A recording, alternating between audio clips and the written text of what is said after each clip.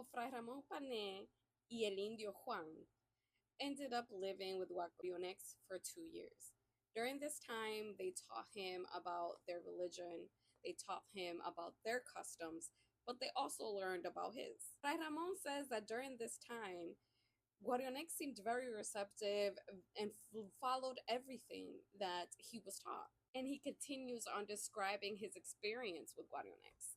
He writes, "At first, he appeared well disposed towards us, causing us to believe that he would do all we wished and wanted to become a Christian. For he asked us to teach him the Pater Noster, el Padre Nuestro, the Ave Maria, the Credo, and all the other prayers and things that are proper for a Christian to know. But later, he grew angry with us and backslid from his good purposes on account of the principal men of the country, who scolded him for obeying the Christian." Guarionex apparently became influenced and pressured by the other caciques of the island. It is assumed that this main cacique was Caunabo. Because of the pressure of Caunabo, Beecho, and other caciques, and we can assume cacicas, Guarionex turned on Fray Ramon Pané and the Indian who was interpreting and supporting him, Juan, or Guay Cabanu. Legend says that the situation became extremely uncomfortable very quickly, and that Fray Ramon Pané had to make a decision without consulting el almirante, without consulting Colon.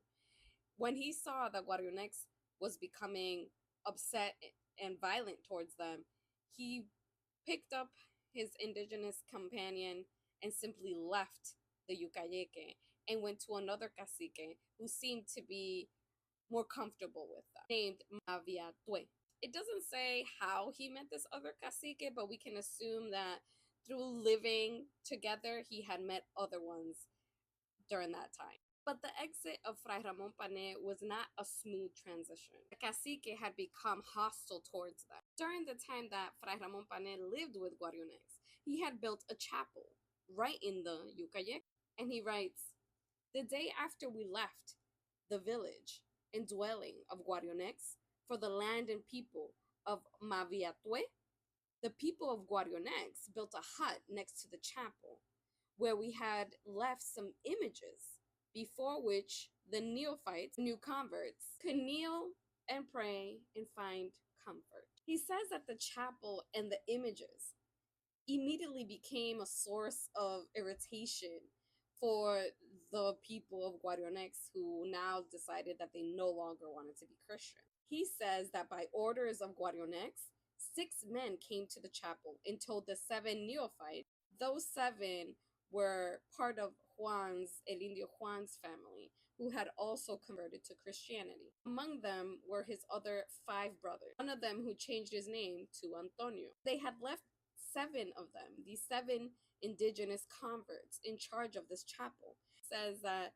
in charge to take the sacred images that I had left in their care, and they destroyed them because he and his companions had gone away and would not know who had done it. The 6 followers of Guarionex, or the village people, pushed aside these guards, forced their way in, took the images, the sacred images, and carried them away. And if it wasn't enough for the Christians, these indigenous raiders then threw the images onto the ground, buried them, urinated on them, and then said, "Now will you yield good and abundant fruit." Because the Tainos believed that their semis, when they wanted a good harvest, they would bury their semis into the field and they would urinate on. So if we kind of look back in that context, it doesn't seem like they were trying to be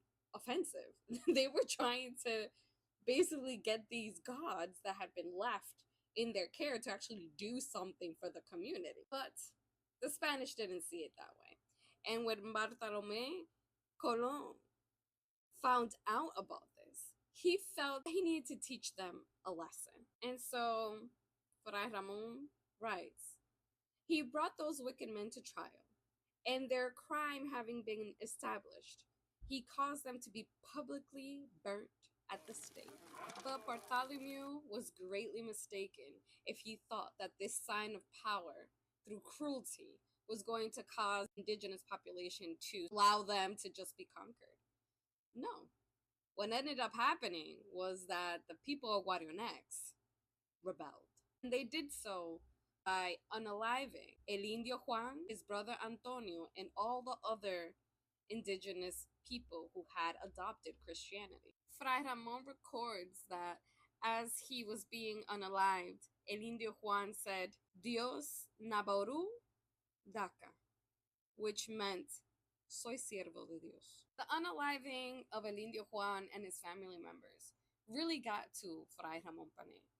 And when he was able to get an audience with Colón, this was his recommendation. It says, this island has great need of men who will punish those Indian lords who will not let their people receive instruction in the Holy Catholic faith. For those people cannot stand up to their lords.